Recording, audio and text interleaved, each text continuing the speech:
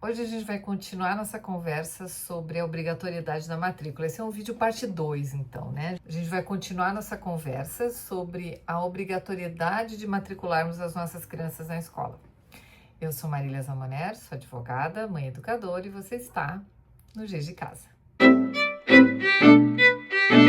Já tem um vídeo aqui no canal sobre a obrigatoriedade da matrícula, que é a parte 1. Se você ainda não assistiu, te convido a assistir, porque te dá uma base melhor do que a gente está falando. Aqui a gente vai dar continuidade àquele assunto que a gente começou lá na parte 1, tá bom?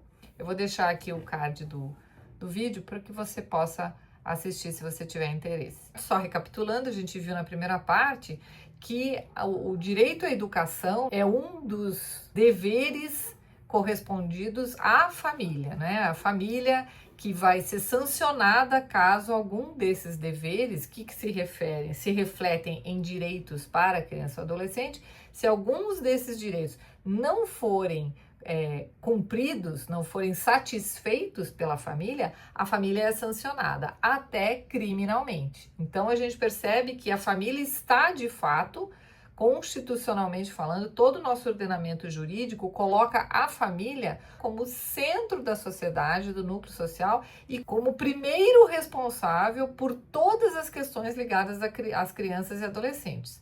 Hoje nós vamos falar sobre o Estatuto da Criança e do Adolescente, para a gente compreender um pouquinho melhor como que a gente deve ler esta lei no que tange à obrigatoriedade da matrícula. Então me segue aqui, olha só. Vem aqui comigo, dá uma olhadinha aqui na tela. Então olha só, eu tô aqui no Estatuto da Criança e do Adolescente, que é, só para a gente lembrar, é a Lei 8.069, que foi publicada lá em julho de 1990. Essa data é importante, tá, gente?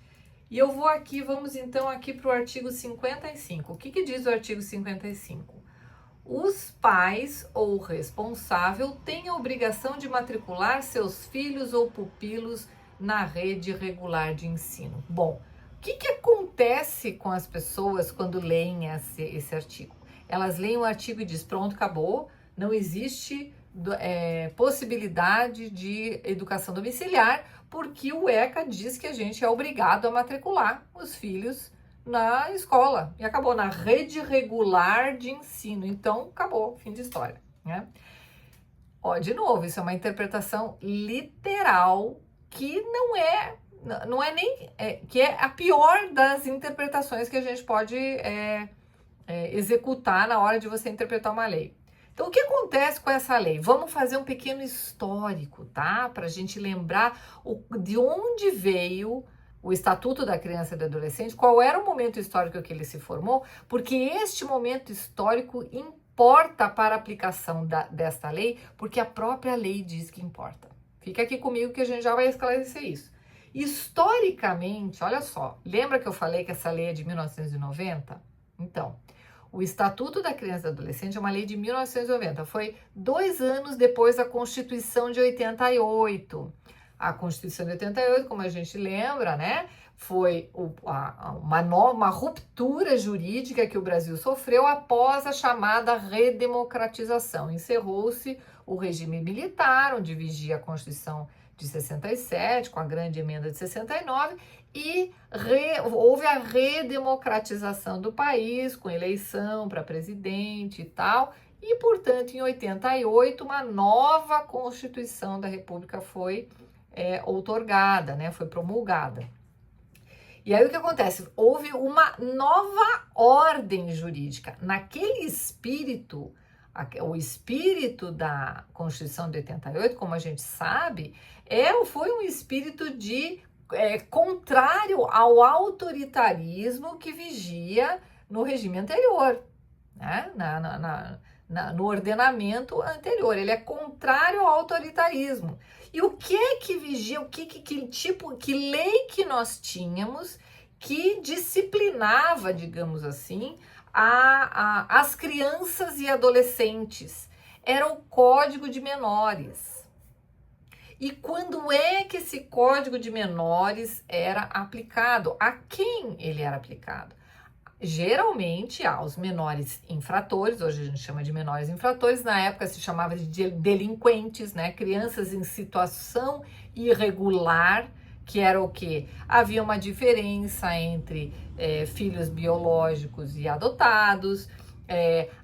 Aquelas eram crianças que cometiam os seus delitos, cometiam aquilo que hoje a gente chama de ato infracional, nada mais é do que atos tipificados como crimes do Código Penal, mas que pelo fato de terem sido cometidos por menores de idade, se viram então ato infracional e a pena tem que ser diferente. Naquela época, na época do Código de Menores, essas crianças e adolescentes infratores, eles eram pegos pelas FEBEMs da vida, né? Que eram as fundações do menor, que tratavam então de abrigar essas crianças que geralmente ou não tinham família ou estavam descoladas da família expandida, inclusive, da comunidade, etc., e eram tratadas de forma punitiva. Com a redemocratização, com o abaixo autoritarismo que aconteceu com a Constituição de 88, e o ECA veio a partir desta ideologia anti-autoritarista, anti-autoritária, o que aconteceu, né? O espírito, então, do ECA não é mais de punitivo, não é mais punitivo ou sancionatório, e ele passa a ser de proteção integral dessas crianças e adolescentes infratores, que não têm uma conexão forte com a família, com a comunidade, etc. É esse o público que está em torno do ECA, tá? Como que essa lei, né, nasceu? Ela teve uma grande influência da Declaração Universal dos Direitos da Criança, que é de 1959, e da Convenção Internacional sobre os Direitos da Criança, da ONU, de 1989. Percebem as datas? A gente tem a Constituição de 88, a Convenção Internacional dos Direitos da Criança da ONU de 89 e o ECA vem em 90. Então veja, qual era a ideia total desta lei? A ideia desta lei não vamos mais tratar os menores como infratores, que precisam ficar isolados da sociedade, etc. e tal, mas vamos tratá-los como um ser, uma pessoa em desenvolvimento que, portanto, precisa de proteção integral.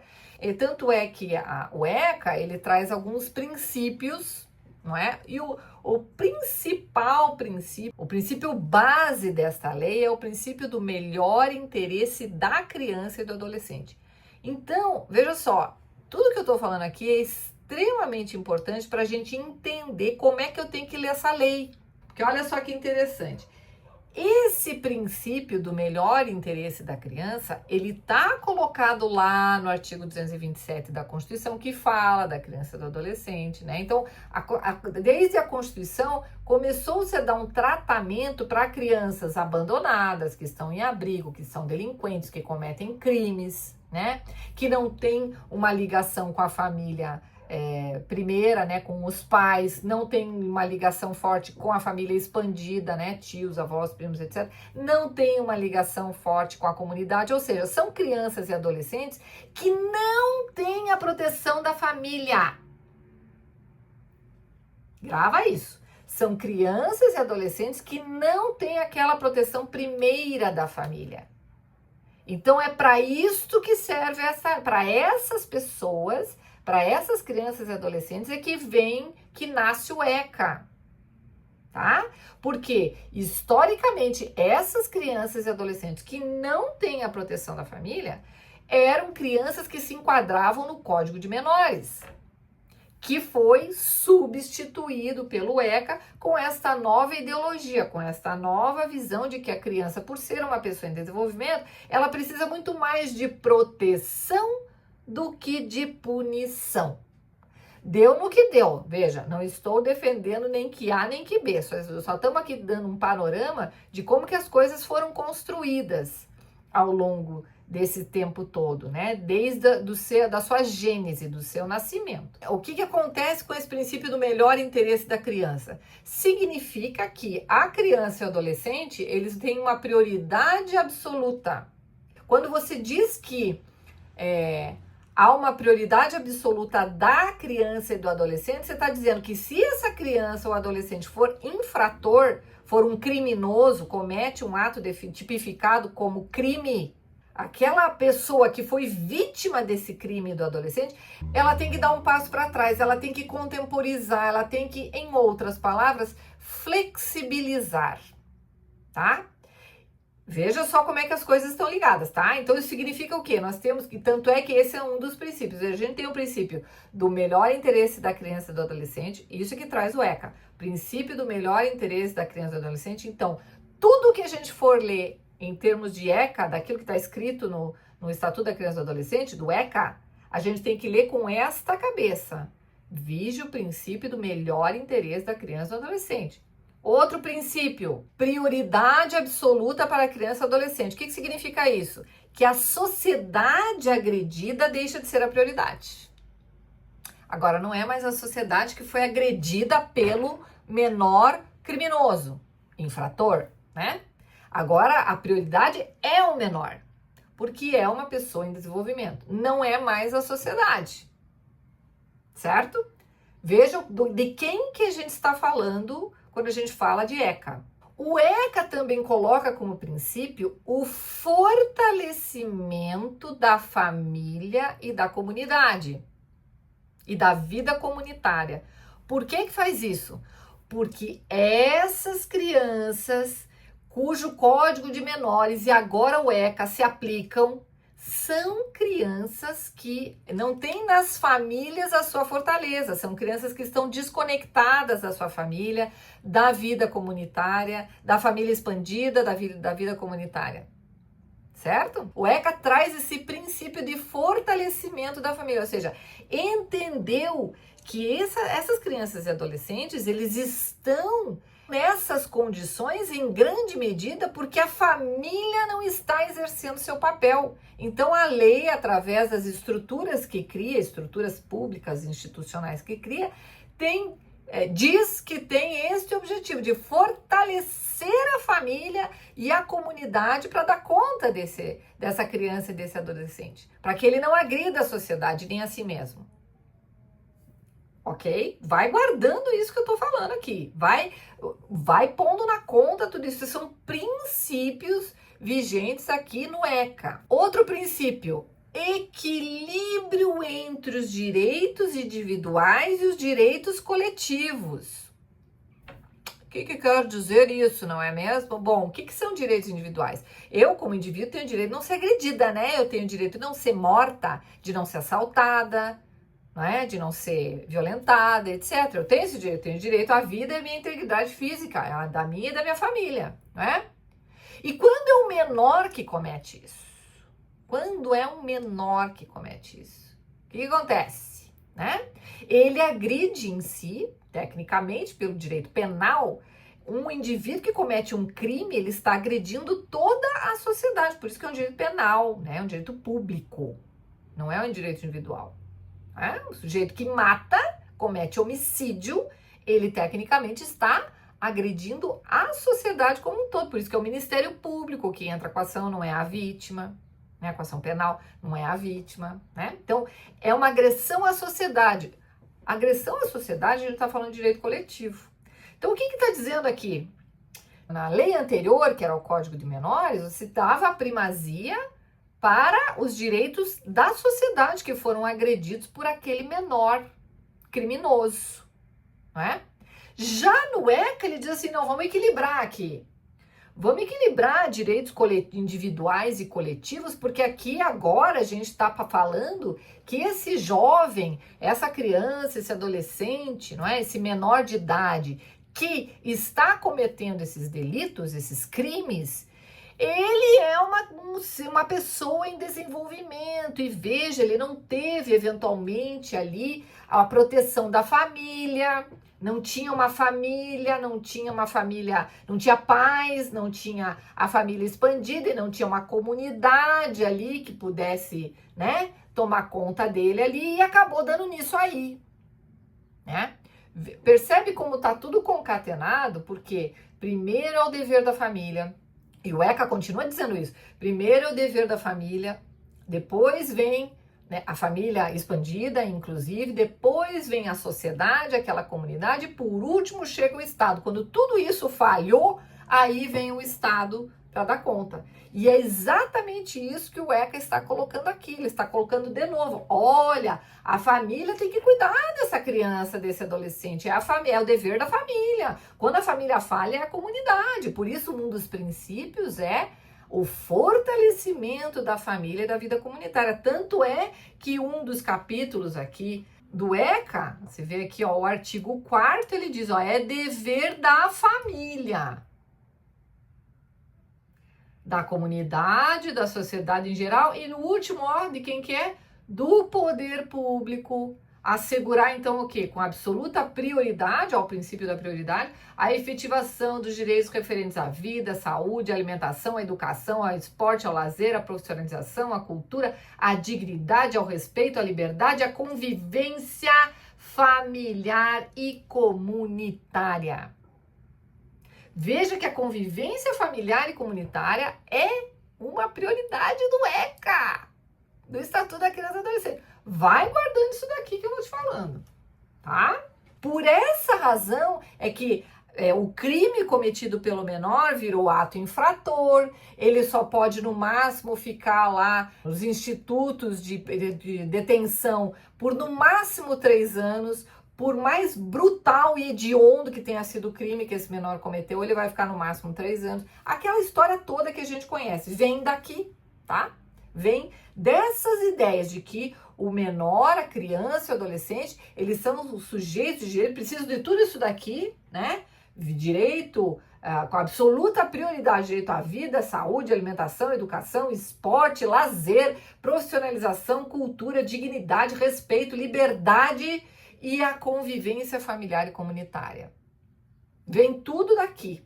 E olha só como que a família, dentro do próprio ECA, como é que o papel da família se coloca. E ele está de acordo com o papel da família constitucional, como a gente já analisou lá na parte 1. O que é que eu quero chamar a sua atenção? Dá uma olhadinha aqui de novo. É este artigo 6º do ECA. A gente não pode ler nenhum dispositivo do ECA sem ter como norte o que diz o artigo 6º. Diz ele, na interpretação desta lei, olha só, é uma lei que diz como interpretá-la. Na interpretação desta lei, levar-se-ão em conta os fins sociais a que ela se dirige, as exigências do bem comum, os direitos e deveres individuais e coletivos e a condição peculiar da criança e do adolescente como pessoas em desenvolvimento. Isso significa, minha gente, que não existe nenhum artigo do ECA que eu possa interpretar sem levar em conta isso aqui. E aí a gente começa. Quais são os fins sociais desta lei? E aí a gente volta naquilo que nós conversamos no início do vídeo. Quais são os fins sociais? Essa lei veio em substituição ao Código de Menores, que tinha um caráter punitivo, porque ela se aplicava aos menores com problemas com a lei. Agora, os menores com problemas com a lei, ou seja, menores infratores que cometem atos tipificados como crime no Código Penal e nas leis penais, não é? Eles não são mais tratados como criminosos, eles são tratados como menor infrator e, portanto, tem que ser levado em conta dessa forma. Então, tudo que a lei, o ECA disser, tudo que o ECA diz, todos os artigos sucessivos, e ele é bem grandinha a lei, né, vamos dizer, eles têm que ser interpretados à luz deste artigo 6º. Então eu tenho que levar em conta os fins sociais a que essa lei se dirige. Ela se dirige para quais fins sociais? Ela se dirige para aquelas crianças e adolescentes cuja família falhou nos seus deveres descritos lá pela Constituição Federal, lá pelos tratados internacionais de direitos humanos, pelos tratados internacionais dos direitos da criança especificamente, e neste dever aqui do artigo 4º, dever da família com absoluta prioridade a efetivação dos direitos referentes à vida, à saúde, alimentação, educação, esporte, lazer, profissionalização, cultura, tudo. Né? Então, quando a família falha nisso, veja que este artigo 4º ele vem antes do 6º. Só foi no artigo 6º que a lei diz como que eu tenho que interpretar. Mas no artigo 4º ela já diz que é dever da família. É dever da família. Então, aquelas famílias que falham no seu dever, de tudo isso daqui, inclusive o de educação, porque ele está ali no próprio artigo 4º, aí então entra o Estado. Aí é que entra o Estado. Então, veja, a lei me diz isso, o artigo 6º do próprio Estatuto da Criança e do Adolescente diz que eu tenho que interpretar este estatuto de acordo com os fins sociais a que este estatuto se dirige. E ele vem justamente, ele se dirige justamente àquelas crianças e adolescentes cujas famílias não cumpriram o seu dever, os seus diversos deveres. E aí ele segue, ó, dos direitos fundamentais. Dá uma olhadinha aqui. Quando você fala aqui do direito à vida e à saúde, por exemplo, não é? Você está falando, lógico, do quê? De políticas sociais públicas. Você não está falando lá da mãe que leva a criança no médico. Você não é dirigido para a família que cumpre com o seu dever, olha lá, com o seu dever de efetivar os direitos referentes à vida e à saúde. Você está falando daquelas crianças que não têm esse tipo de situação, ou que a família não tem condições, a família não tem meios, mecanismos, seja cognitivos, intelectuais ou financeiros, seja lá qual for a família, não tem condição, entra o Estado. É sempre, veja que toda a estrutura do nosso ordenamento jurídico referente às crianças e aos adolescentes é assim. A família que responde, a família que tem dever, a família que deve, a família é obrigada. Quando a família não pode, o que a gente faz? É isso que o ordenamento jurídico brasileiro fala. Quando a família não cumpre o dever. Seja lá por que razão, porque não pode, porque não consegue, porque é negligente, porque não tem condições, porque não tem conhecimento, porque não tem intelecto, porque não tem inteligência, né? Seja lá o que falte à família para cumprir esses deveres, aí entra o Estado. Aí entra a comunidade, aí entra o Estado. E como que o Estado, então, irá cumprir esse dever, que é também do Estado, na falta da família? Então, aqui vem. Então, quais são os direitos fundamentais? Quando você fala, o objetivo aqui não é a gente analisar o ECA inteiro, tá, gente? A gente só tá falando aqui de educação, tá? Então, você veja, começa lá com os direitos fundamentais, direito à vida e à saúde. Se você tiver o trabalho de ler, você vai perceber, não é? Que se trata de assistência social, se trata de assistência, no caso da vida e da saúde, do SUS, do atendimento à gestante, à amamentação. Também se trata programas de políticas de saúde da mulher e planejamento reprodutivo, né? Também foi colocado isso aqui lá em 2016. Então, é disso que estamos falando, de políticas públicas relacionadas à saúde, à vida e à saúde da criança e do adolescente. Porque, de novo, quando a família falha, quando a comunidade falha, o Estado tem que saber como que ele vai atingir, como é que ele vai se desincumbir desse dever que a Constituição lhe deu. É aqui que a gente fala. Lá no capítulo 2, olha que interessante, artigo 15 seguintes, fala do quê? Do direito à liberdade, ao respeito e à dignidade. está se dirigindo, como a gente viu, essa lei se dirige àquelas crianças e adolescentes que eram alcançados pelo Código de Menores, aquelas crianças que a família não deu conta, que a família ou abandonou ou não está dando conta do cumprimento de todos os deveres que a Constituição e essas leis lhe exigem, então vem o Estado para cumprir esse dever. E como que o Estado, então, e esses direitos, então, o direito à liberdade, ao respeito e à dignidade, normalmente, né, é para essas crianças, mas diz lá, a criança e o adolescente têm direito à liberdade. O que significa isso? Quando a gente pensa em criança infratora, criança que comete tipos penais, ela tem direito à liberdade, ao respeito e à dignidade como pessoas em processo de desenvolvimento, como sujeitos de direitos civis, humanos e sociais garantidos na Constituição e nas leis. E aí diz o que é o direito à liberdade. Olha que interessante, né? O que é o direito à liberdade? Direito de ir, vir e estar dos logadores públicos e espaços comunitários. Isso não estaríamos incluindo a escola aí também? Ela tem que ter o direito de ir e vir, estar ou ficar.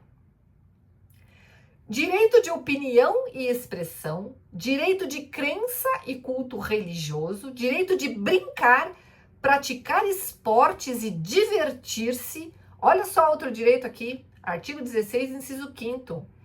Direito de participar da vida familiar e comunitária sem discriminação. Guarda isso que a gente vai falar na frente. Direito de participar da vida política na forma da lei, buscar refúgio, auxílio e orientação. Esses são alguns dos direitos. Olha só, o capítulo 3 inteiro fala do direito à convivência familiar e comunitária.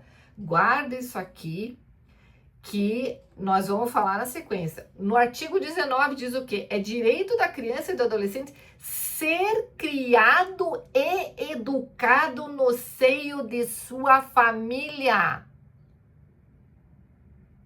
Direito.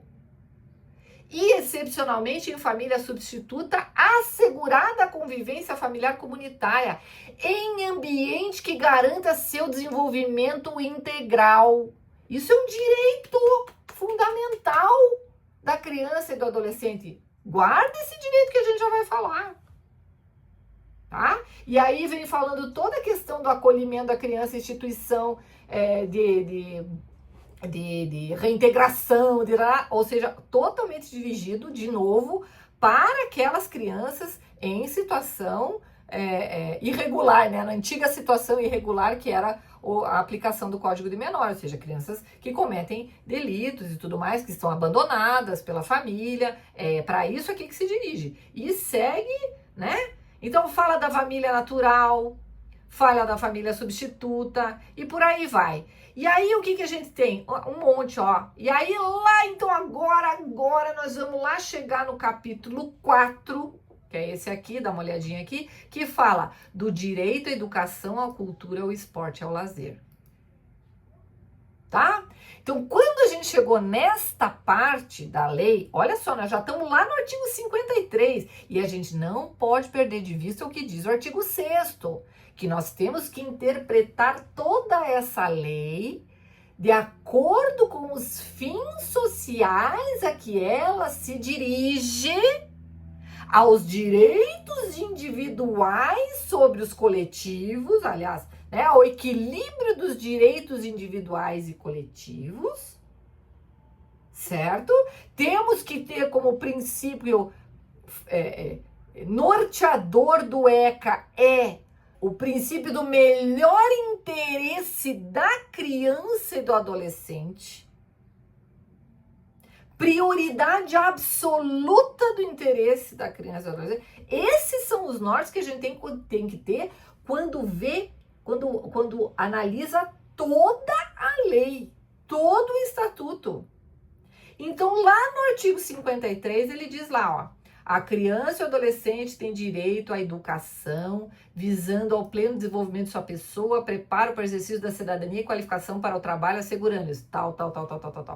Gente, o que é isso aqui? É a repetição que a gente viu do artigo 205 da Constituição Federal. Que a gente já viu como é que funciona. Tá lá, é repetição, né? Um desses direitos diz o quê, ó? Olha ali no inciso 5, olha aqui, ó. Acesso à escola pública e gratuita. Já tem desde a redação original. Acesso à escola pública.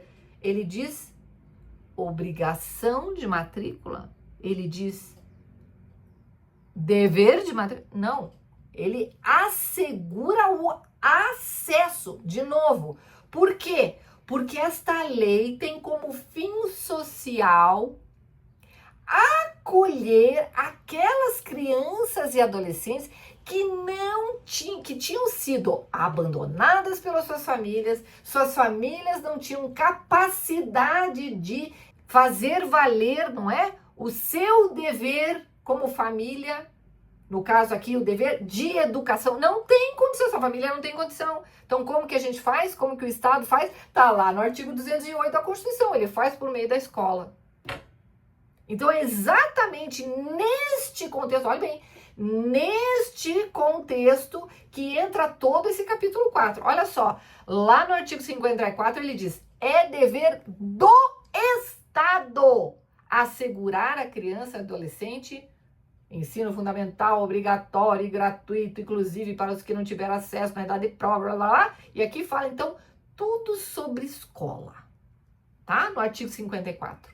No artigo 54, esse número é importante, no artigo 54, o ECA fala do dever do Estado relativo a este capítulo, que é o quê? Direito à educação, à cultura, ao esporte e ao lazer. Então, como é que o Estado se desincumbe desse dever? Desta forma. E aí, então, vem o famoso artigo 55, que diz: os pais ou responsáveis têm a obrigação de matricular seus filhos ou pupilos na rede regular de ensino. Que pais? Quais são os pais? Quais são os fins sociais que nós somos obrigados a compreender para interpretar essa lei? Porque a lei diz, esta mesma lei diz, eu tenho que, na interpretação desta lei, tenho que levar em conta os fins sociais a que ela se dirige. O ECA se dirige para quem? Para aquelas crianças cujas famílias não se desincumbiram dos seus deveres. No caso de educação, que é o dever que nos interessa aqui. Quando a família não se desincumbe do seu dever, ela é obrigada a matricular. É isso que diz aqui. É exatamente isso que diz essa lei. Quando a família não se desincumbe do seu dever constitucional, previsto nos tratados internacionais, no Código Civil, no próprio ECA, porque no artigo 4º, lembra, diz que é dever da família. Quando a família não se desincumbe, então o Estado tem que vir. Quando essa criança que tem a proteção total, ela está ao acesso da família, não é uma criança abrigada, por exemplo, a família tem a obrigação de matricular os filhos. Se ela não se desincumbiu do dever de educação, ela tem que se valer daquilo que o Estado oferece. Isso, minha gente, vale para qualquer coisa, não vale só para a educação, veja você. Vamos olhar, por exemplo, sob o ponto de vista da saúde, né? Da saúde. É muito comum você fazer o quê com relação ao seu dever de saúde? Como é que você resolve o seu dever de providenciar a saúde para você e para seus filhos? Como que você resolve? Você paga um plano de saúde. Quem pode, paga um plano de saúde, não é mesmo?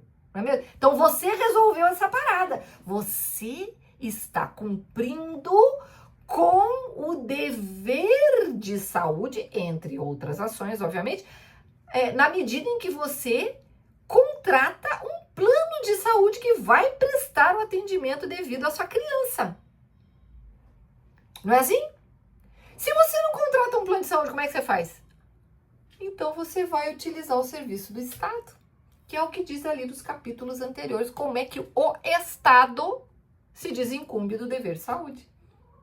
É a mesmíssima coisa. O dever de educação funciona dessa forma. Se você não dá conta do cumprimento, você, família, não está dando conta do cumprimento do seu dever de educação, então você é obrigada a se valer do Estado. Olha só, é isto que está dizendo. Então, esse artigo 55, como todos os outros artigos do ECA, como todos os outros artigos do ECA, tem que ser interpretados de acordo com o artigo 6º do ECA, que diz o quê? Visando os fins sociais a que esta lei se destina, se dirige. Esta lei, minha gente, ela não se dirige para aquelas crianças e adolescentes cujos pais, cuja família está se desincumbindo da sua obrigação, das suas obrigações, dos seus deveres, aqueles que o artigo 4º diz: educação, saúde, vida, educação, saúde, profissionalização, esporte, lazer, alimentação. Veja que tudo isso é obrigação da família. Quando a família não cumpre, aí é para isto que se dirige esta lei. É para quando a família não cumpre. Veja que isto não é, eu não tirei da minha cabeça. Isso está escrito na própria lei. Isso é o direito. Isto é o direito desta matéria. Veja que tudo isso, o ECA inteiro, ele está totalmente coerente com a Constituição Federal. Tanto com relação ao direito à vida, à educação, à saúde, que está lá na Constituição Federal também, tá? Quanto o direito à educação, lá no nosso artigo 205 e seguintes, que nós analisamos na parte 1 desse vídeo, né? Desse assunto aqui, no vídeo da parte 1, não é? A LDB está igualmente coerente com aquilo que diz a Constituição nesse aspecto, no que tange ao direito à educação. Quanto está coerente, quanto o ECA também está coerente com relação ao que diz lá o artigo 227 da Constituição, que fala justamente da criança e do adolescente. Então você percebe que, e deve ser assim, porque se não for assim, minha gente, nós temos inconstitucionalidades. Pois bem, por último, o que é que nós temos na realidade, o que é que nós temos visto que a escola tem feito? Agora vamos fazer uma reflexão necessária aqui. Eu te convido agora a fazer uma reflexão absolutamente necessária. Nós vimos aqui juntos, não é? Alguns dispositivos do Estatuto da Criança e do Adolescente que são muito importantes para a gente entender aonde que nós nos localizamos no que tange ao nosso dever como família de cumprir, de dar cumprimento, de dar efetividade ao direito à educação das nossas crianças e adolescentes. Agora eu te pergunto, a escola tem cumprido esse dever? A escola tem cumprido essas diretrizes do Estatuto da Criança e do Adolescente? Pensa aqui comigo. Você lembra que nós falamos há pouco que o próprio ECA coloca como direito fundamental o direito da criança e do adolescente de conviver com a sua família e com a vida comunitária, por exemplo? Direito fundamental. Agora me diga, quando o Estado vem e diz que agora as escolas vão ser em período integral, no mínimo 7 horas diárias na escola, será que o Estado não está rompendo com o seu dever do ECA, escrito aqui no ECA, de garantir como direito fundamental de crianças e adolescentes, de garantir o direito à convivência familiar e comunitária? Quando é que essas crianças e adolescentes vão conviver com a família e com a comunidade se passam o dia todo, a vida toda, a infância toda, a adolescência toda dentro da escola, dentro daquela caixinha da escola? Não é verdade? O Estado, então, a escola está cumprindo com esse dever? Quando a escola, ano após ano, década após década, teste após testes internacionais, vem trazendo resultados cada vez piores. A escola está se desincumbindo do dever estatal de educação? Quem é que está cometendo abandono intelectual aqui? É a família que chamou, que não delegou para o Estado o seu dever de educação para com os seus filhos? Ou é a escola que, em nome do Estado, o último bastião de educação que uma criança abandonada, vulnerável, enfim, quaisquer condições que não sejam aquelas de crianças vindas de famílias educadoras, não é mesmo? E esteja vivendo, esta escola está efetivamente garantindo, efetivando todos aqueles direitos lá? Não é esta escola que está cometendo o crime de abandono intelectual contra essas crianças e adolescentes que saem do ensino médio analfabetos? Eu te convido a refletir sobre isso. Veja, não podemos, em primeiro lugar, a gente não pode se assustar ao ler um artigo de lei esparso, perdido no meio de uma lei. Não, a gente tem que entender o direito. E o direito, você veja que ele é todo coerente. Não há inconstitucionalidades aqui. Nós estamos efetivamente todos dentro das forças políticas que criaram a Constituição de 88, pelo bem ou pelo mal. Quando a gente fala de proteção integral à criança, quando o ECA fala disso, quando o ECA tem como princípio primeiríssimo o melhor interesse da criança, não é autorizado pelas autoridades públicas ignorar como que crianças educadas em casa estão. Isto tem que ser obrigatório, é obrigatório. As autoridades públicas que verifiquem quais são as circunstâncias em que essas crianças estão sendo educadas em casa. Porque se isso for o melhor para elas, não podemos aplicar o ECA integralmente. E vamos lembrar, o ECA tem que ser interpretado sem perder de vista os fins sociais a que esta lei se dirige. Não é as crianças e adolescentes que são educadas por famílias que renunciaram ao mundo de coisas para poder educar os seus filhos em casa. Essas crianças são as que estão com a maior proteção da família. Essas famílias são as que estão em primeiríssimo lugar, cumprindo com todos os seus deveres impostos na Constituição Federal, no Código Civil e também no artigo 4º do Estatuto da Criança e do Adolescente. Então, todo esse resto, esse artigo 55, ele só é aplicável para aquelas crianças que não estão sob a proteção integral da família. A família, eventualmente, a protege fisicamente, ou na questão da saúde, mas não está educando. Veja, o próprio ECA diz que é direito da criança e do adolescente ser criado e educado pela família. Como é que a gente esquece? Como é que as autoridades públicas esquecem deste dispositivo que está no ECA para só se lembrar desse artigo 55 lá no capítulo do direito à educação, depois que fala do dever do Estado em relativo à educação? Perceba que, novamente, como eu tenho sempre defendido aqui, o que nós estamos vivendo é um autoritarismo.